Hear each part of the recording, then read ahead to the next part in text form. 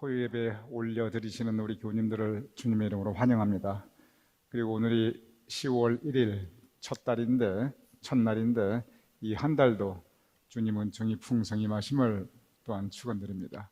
우리 다 같이 목도하심으로써 오늘 토요 새벽 예배 하나님께 함께 올려드리겠습니다.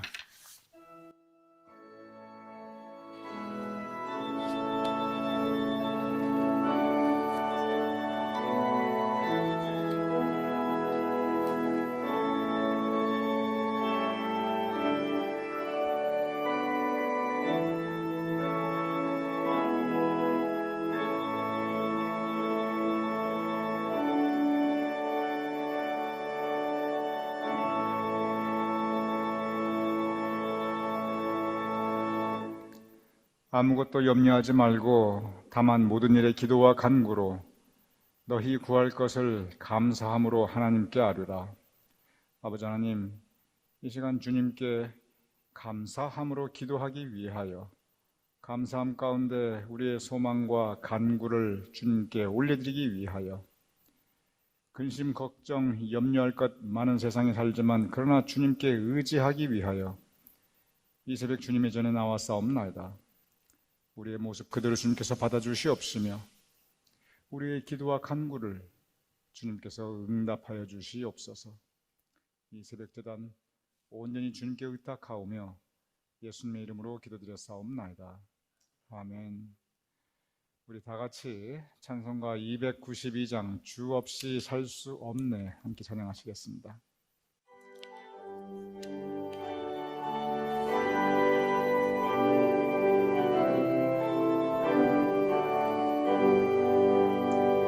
주 없이 살 수 없네 죄인의 구주여 그 귀한 보배 피로 날 구속하소서 그 주의 사랑으로 흘리신 보혈이 내 소망 나의 위로 내 영광 됩니다.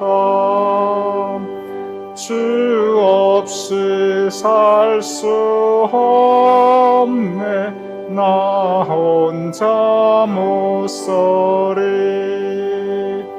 힘없고 부족하며 지혜도 없도다. 내 주는 나의 생명 또 나의 힘이라 주님을 의지하여 지혜를 얻으리. 주 없이 살 수 없네 내 주는 아신다. 내 영의 깊은 간구 마음의 소원을 주 밖에 나의 마음 네 알아주리요. 내 마음 너희로 하사 평온케 하시네. 주 없이 살 수 없네 세월이 흐르고 이 깊은 고독 속에 내 생명 끝나도 사나운 풍랑일 때 날 지켜주시니 내 맘에 되신 주님 늘 힘이 됩니다.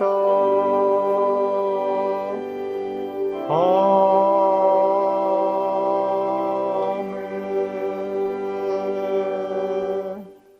우리 이어서 찬송가 301장 지금까지 지내온 것 주의 크신 은혜라. 그렇습니다.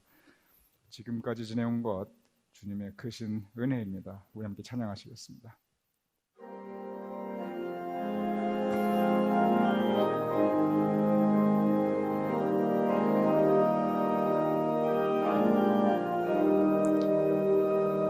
지금까지 지내온 것 주의 크신 은혜라.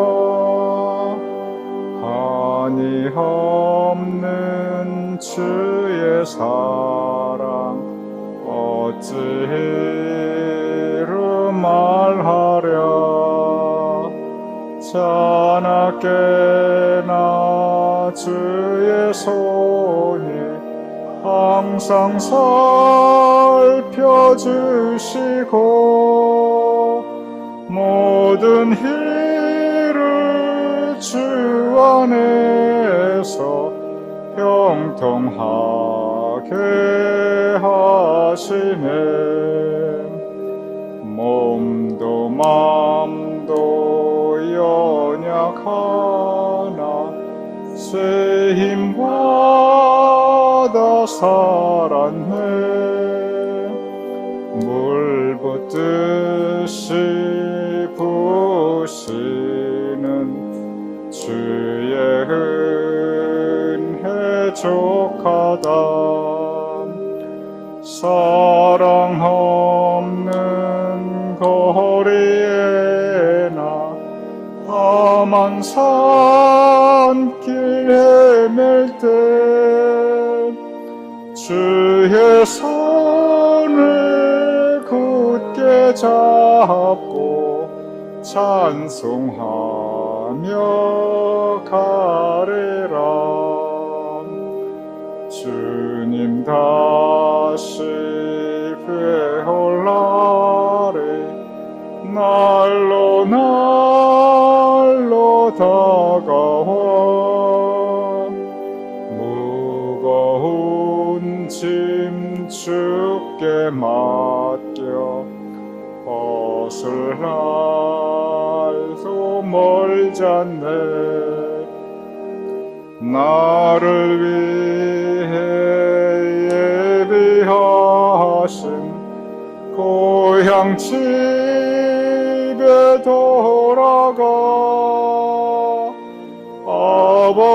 아버지의 품 안에서 영원토록 살리라. 우리 함께 기도하겠습니다.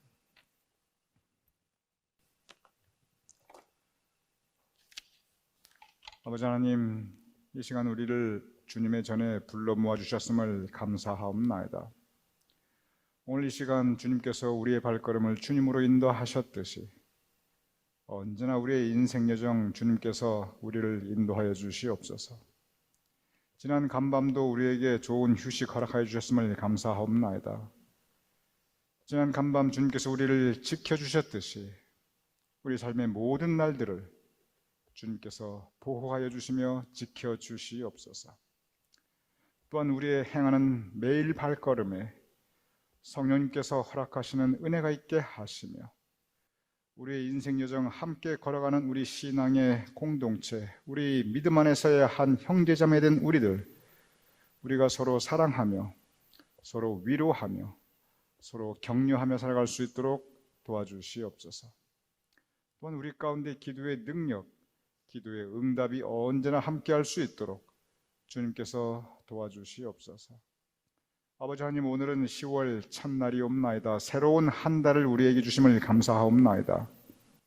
돌아보면 진정 광음같이 빠르게 지나가는 세월을 우리가 살고 있사옵나이다.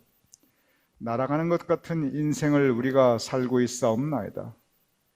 하지만 지난 세월 돌아보면 지금까지 지내온 것 진정 주님의 은혜이옵나이다.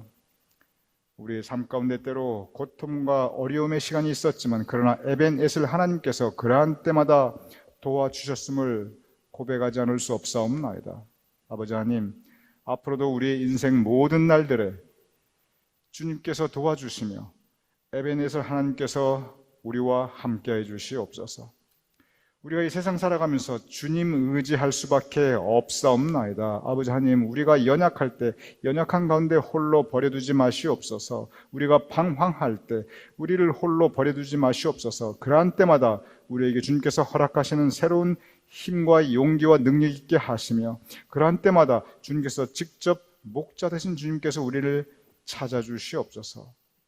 아버지 하나님, 우리가 구원받은 자의 기쁨과 감사를 가지고 살아갈 수 있도록 우리의 심령을 움직여 주시옵소서. 또한 이 세파많은 세상, 거친 세상 살아가면서 우리가 천국 소망 가지고 살아갈 수 있도록 우리의 심령에 주님의 분명한 믿음을 허락하여 주시옵소서. 아버지 하나님, 우리 교우님들 가운데 더욱 풍성한 감사의 제목이 있게 하시옵소서. 경제적으로 너무 어렵지 않게 하시며 우리 교우님들의 마음의 평안함을 허락하여 주시옵시며 각 가정에 주님의 은총으로 채워주시옵시고 우리 교우님들의 삶의 행사가 형통하며 진정 그 모든 삶의 모습이 시냇가에 심은 나무가 시절을 쫓아 과실을 맺는 풍성함이 있게 하시옵소서. 특별히 우리 교우님들의 건강을 지켜주시옵소서. 아버지 하나님, 지금도 항암 치료 중에 있는 우리 교우님들 주님께서 하시옵나이다. 주님께서 그 모든 과정의 최선의 결과를 허락하여 주시옵시며 온전한 회복 있게 하시며 또한 완쾌케 하여 주시옵소서. 병중에 있는 그곳이 바로 그것이 주님을 다시 만나는 주님의 능력을 체험하는 장소가 될 수 있도록 주님 도우시옵소서. 우리 교우님들의 손으로 행하는 그 모든 일들이 형통케 하시며 뿌리는 그 모든 씨앗들이 온전히 열매 맺을 수 있도록 주님께서 언제나 돌보아 주시옵소서. 아버지 하나님, 이제 우리가 함께 말씀을 나누고자 합니다. 말씀 가운데 주님의 음성을 듣게 하시며 세미한 가운데 그 음성을 들을 때 우리 가운데 은혜가 있게 하시며 또한 그 말씀 따라 살 수 있도록 주님 도와주시옵소서. 그리고 우리가 기도하옵나이다. 아버지 하나님, 우리 교우님들 한 분 한 분의 그 간절한 기도 주님 외면하지 마시옵시고 응답하여 주시옵소서. 이루어 주시옵소서. 주님의 뜻 가운데 그 모든 기도 선히 이루고 응답하여 주시옵소서. 감사하며 축복하며 예수님의 이름으로 기도드렸사옵나이다. 아멘.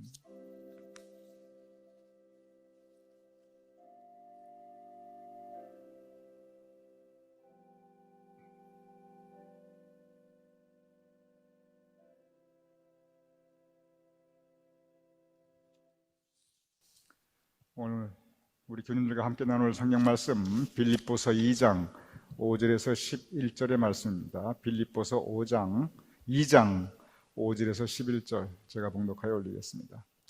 너희 안에 이 마음을 품으라.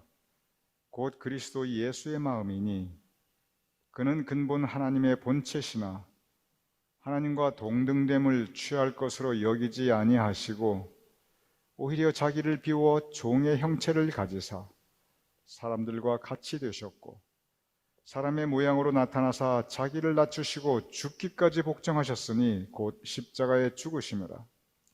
이름으로 하나님이 그를 지극히 높여 모든 이름 위에 뛰어난 이름을 주사 하늘에 있는 자들과 땅에 있는 자들과 땅 아래 있는 자들로 모든 무릎을 예수의 이름에 꿇게 하시고 모든 입으로 예수 그리스도를 주라 시인하여 하나님 아버지께 영광을 돌리게 하셨느니라. 이는 살아계신 하나님의 말씀입니다.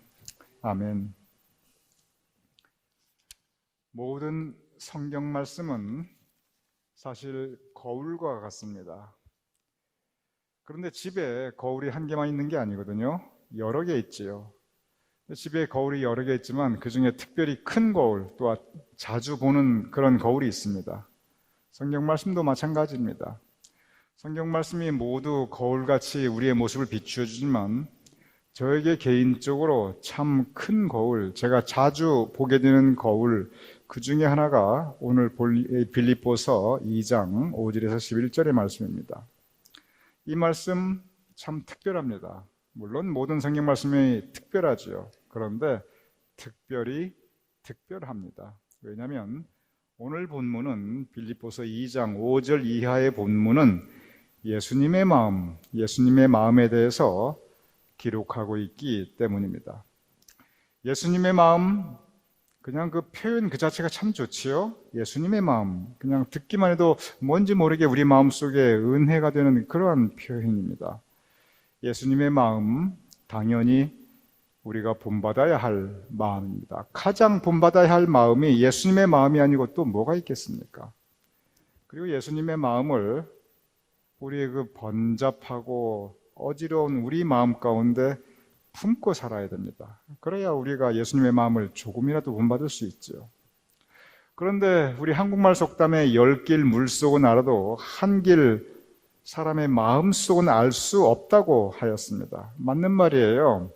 10길 물속 알고 요즘은 1000길 물속도 알 수 있어요. 그런데 한 길 그 사람 속의 마음 우리가 잘 알 수 없습니다. 그런데 성경 말씀에 예수님의 마음이 어떤 마음인가 분명히 설명하고 있습니다. 아주 확실하게 우리에게 가르쳐주고 있습니다.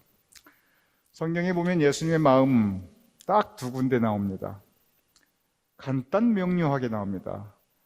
한 군데는 마태복음 11장에 나옵니다. 마태복음 11장에 보면 예수님께서 스스로 나는 내 마음이 어떻다 확실하게 표현하십니다.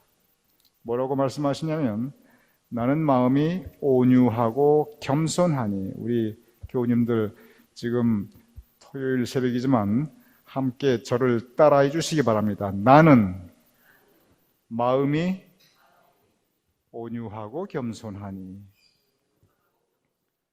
참 이 말씀이 은혜가 됩니다. 그런데 여러분께서 저를 따라하실 때 나는 해놓고 나는 마음이 온유하고 겸손하니, 이것이 거울입니다.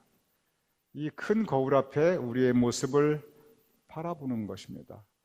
온유하고 겸손한 마음, 온유가 무슨 뜻인지, 겸손이 무슨 뜻인지 설명이 뭐가 필요하겠습니까? 우리가 이미 다 아는 일인데, 우리의 문제는 온유가 뭐고 겸손이 뭐고 그걸 몰라서 우리 삶 가운데 우리 마음에 문제가 있는 것이 아니라, 그 마음, 이 온유하고 겸손한 마음을 우리가 가지지 못하는 것, 여기에 우리의 문제가 있습니다. 온유의 반대는 강팍입니다. 그리고 겸손의 반대는 교만입니다. 그러니 거울을 보면서 혹시 내가 강팍한 마음을 갖고 있지 않는가, 혹시 내 마음에 교만이 있지 않는가, 우리는 우리 모습을 씻어내고 그리고 정돈해 나가야 됩니다. 이것이 바로 성경 말씀이라고 하는 그 거울이 우리의 모습을 비추어 주면서 그리고 우리를 변화시켜 나가는 것입니다. 첫 번째 말씀, 마태복음 11장, 예수님의 마음은 온유하고 겸손한 마음입니다. 오늘 여러분과 함께 나눈 빌립보서 2장, 성경에 나타나는 두 번째, 성경에는 예수님의 마음에 대해서 딱 두 가지 말씀하시는데 두 번째 말씀입니다. 이렇게 기록되어 있습니다. 5절, 너희 안에 이 마음을 품으라 곧 그리스도 예수의 마음이니. 마태복음에서도 예수님께서 내 마음은 이렇다 확실하게 선포하셨습니다. 그런데 사도 바울이 예수님의 마음을 그 속에 마치 들어갔다 나온 것처럼 이것이 예수 그리스도의 마음이다 확실하게 선포합니다. 그러면서 너희 안에 이 마음을 품으라. 우리 모두 우리 마음 가운데 예수님의 마음을 품으라. 그러면서 뭐라고 예수님의 마음을 설명하냐면 7절에 자기를 비워 종의 형체를 가지사. 자기를 비운다, 내려놓는다, 남을 섬긴다, 섬기는 마음을 가지고 있는다. 결국 예수님께서 말씀하신 겸손과 온유의 마음입니다. 겸손한 사람이 자기를 비울 수가 있습니다. 온유한 사람이 자기의 마음에 번잡한 것을 내려놓고 남을 찬찬히 섬길 수가 있습니다. 종의 형체, 겸손하고 온유한 모습의 그 표현을 종의 형체, 즉 섬기는 모습으로 설명하고 있습니다. 겸손하고 온유한 모습으로 우리 서로 섬기자, 우리 서로 돕자, 낮아진 모습으로 우리 서로 사랑하자. 예수님께서, 사도 바울께서 이렇게 예수님의 마음을 자기를 비워 종의 형체를 가지사 겸손하고 온유한 마음을 표현하고 있습니다.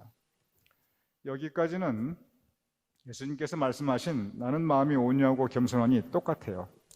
그러니 사도 바울이 했던 말씀은 뭘 특별히 알아서 한 게 아니라 예수님이 하신 말씀을 다시 한번 반복한 것에 불과합니다.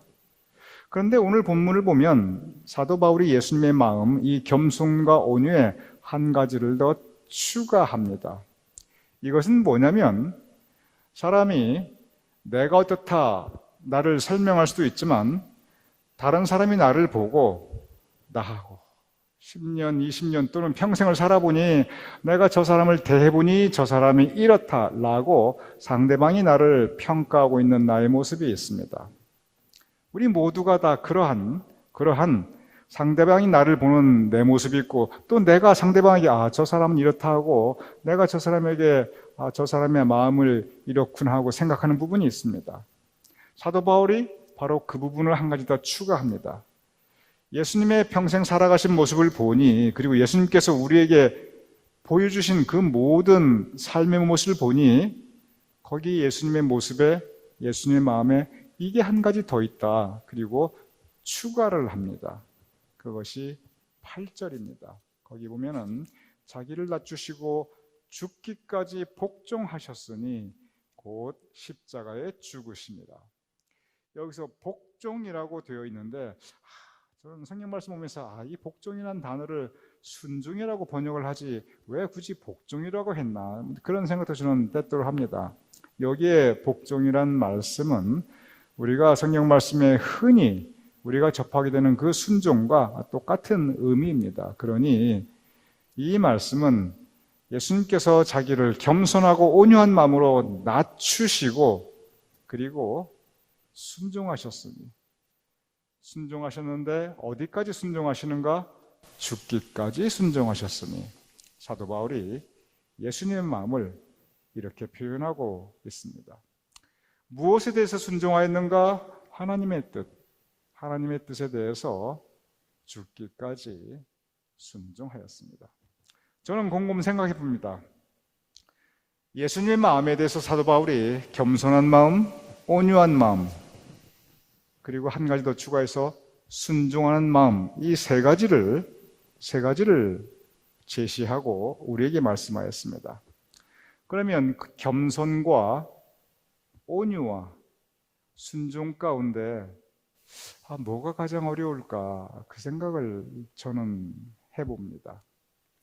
겸손과 순종과 온유, 이 중에서 뭐가 어렵고 뭐가 쉽다? 사실 이것은 구별하기 쉽지 않습니다. 그러나 한 가지는 분명합니다. 그것이 뭐냐면 삼위일체 하나님이 성부, 성자, 성령의 하나님이듯이 예수님의 마음은 겸손한 사람이 온유할 수 있고 온유한 사람이 겸손할 수 있고 또 겸손하고 온유한 마음을 가진 사람이 순종하며 하나님의 말씀을 따를 수가 있습니다. 그러니 이 겸손과 온유와 순종 이 모두가 서로 연결되어 있습니다. 강팍하고 교만한 사람이 절대 순종할 수가 없습니다. 겸손하고 온유한데 순종은 하지 않는다? 이건 뭔가 겉과 속이 다른 것입니다. 겸손과 온유는 우리 마음에 있는 마음의 상태이기도 하지만 그러나 우리가 외부적으로 드러나는 사람들과의 관계에서 그리고 순종, 하나님과의 관계에서 사실 순종은 사람한테 순종하는 것은 아닙니다. 순종은 하나님에게 순종하는 겁니다. 겸손과 온유는 사람과의 인간관계에서 특별히 물론 하나님 앞에 겸손하지요. 하지만 우리가 하나님 앞에 겸손하지 않을 사람이 누가 있겠습니까? 우리가 사람 앞에서 겸손하고 온유하며 하나님 앞에서 순종하는 그러한 삶을 사도 바울은 예수님의 마음 이렇게 우리에게 설명하고 있습니다. 온유와 겸손과 순종, 우리가 이러한 예수님의 마음을 가지고 살아갈 때 나타나게 되는 결과가 있다고, 그 결과를 사도 바울은 이렇게 우리에게 선포합니다. 11절에 아주 간단하게 말씀합니다.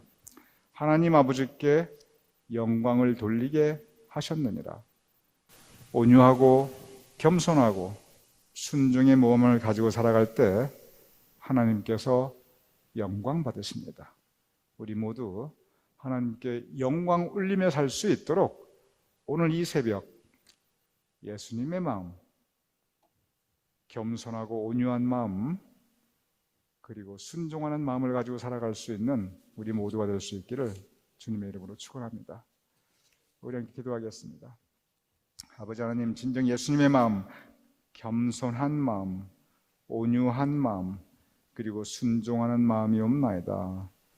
너희 안에 이 마음을 품으라. 곧 예수 그리스도의 마음이니 우리 안에 예수님의 마음, 겸손하며 온유하며 순종하는 마음을 가지고 살아갈 수 있도록 도와주시옵소서.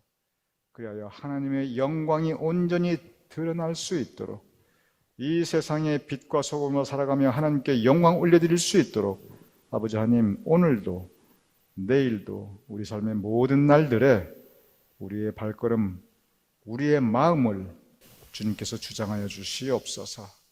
그리하여 예수 그리스도의 마음을 가지고 살아가는 우리가 될 수 있도록 주님 성령님께서 붙잡아 주시옵소서.